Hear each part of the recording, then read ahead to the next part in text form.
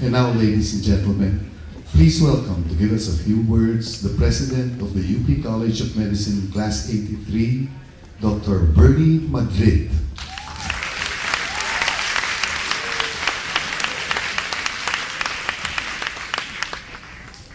Now you know why you're here. We had to show the video and someone has to clap. I know all of you here are here because you are connected to Class 83 one way or another. You know, your family, your friends, you know, you were texted. So, Inday and Nabi sold 100 tickets in one day. But most of all, I know that all of you are fans of Apple. But the first video is really the reason why we are here today. It's a rare opportunity for us, graduates of the College of Medicine, to be able to say thank you to our patients. You know, the rare thing about medicine is that as you go on and become a doctor, along the way, actually, you know, it's not from books that you learn, it's from your patients.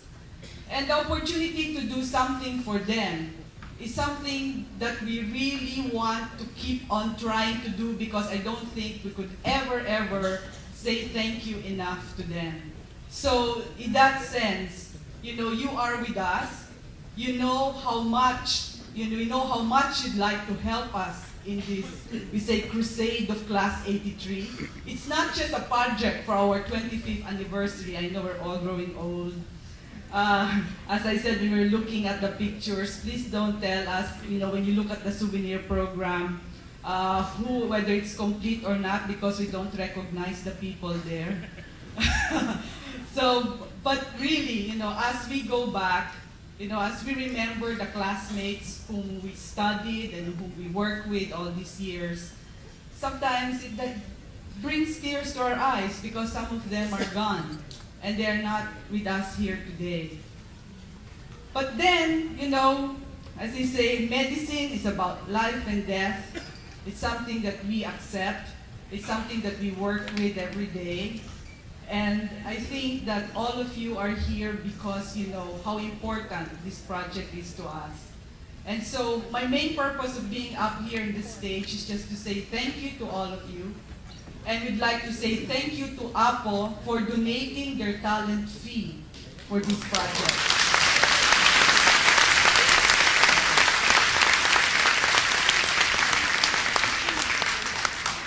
In fact, there can be a part 2. They're already part of the Barkada. So, without much ado, ladies and gentlemen, the Apple Hiking Society. Ladies and gentlemen, Dr. Bernie Madrid. And now, ladies and gentlemen, before we begin, may we ask you to please rise.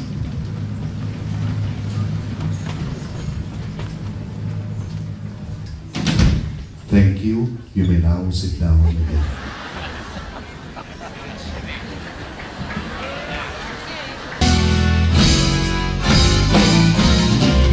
And now here they are. Please welcome Jen, Kathy, and Boo-Boo.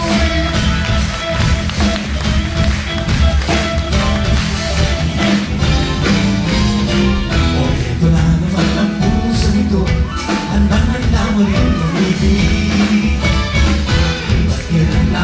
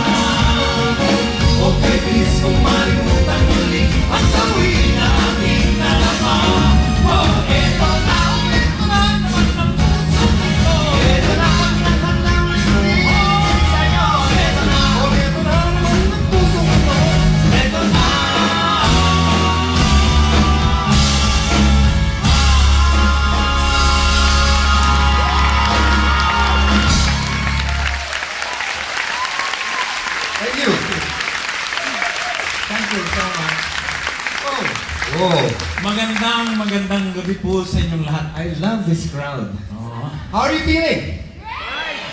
That's funny, kami nagtatanong sa doktor, how are you feeling? Karangalan po namin na makapiling ngayon at maging makasalamuha ang mga membro ng pangalawang pinakamarangal na profesyon sa mundo. Bakit naman pangalawa? Kasi kailangan pa sila mag-aral para maging nurse. Oo. Nagdagdagan pa. Oo nga naman, ano. Alam mo mga kaibigan, when we were asked to do this, you know, can you do this? Nagulat ako. Oo nga. Pwede ba kayong ano? May ambisyon din niya pumunta sa Gusto niyo ba mag-perform para sa PGH? Sabi namin, oo, siyempre. Oo, at saka matagal na namin ginawa yan. I think we did it 20 years ago, no? Kasi the first time we were asked, naniwala kami talaga yung PGH, Paredes, Carubillo, Javier. Hindi pala eh. Binabahan pa yung talent fee, no? Tapos hindi rin pala, oo. Noong una, nung nagtanong itong class na to kung pwede ba kami gumawa ng show para sa mga pasyente ng PGH, sabi namin, ano ba yan? Terminal ba yan? O yung ano? Kasi yung terminal, short show lang yan. Pero, nag-perform kami doon sa ano kasi they can't afford to get out. So doon kami nag-perform. Hindi nga talaga sila makalabas. Nandun kami sa quadrangle. Lahat ng pasyente nandun sa takiliran, doon saan. Hindi rin makapalakpak. May sakit lahat eh. At least ngayon nakakapalakpak sila. Oh, pero karangal na makasapi ang class of 83. Okay. Here's a song to bring you back to class 83.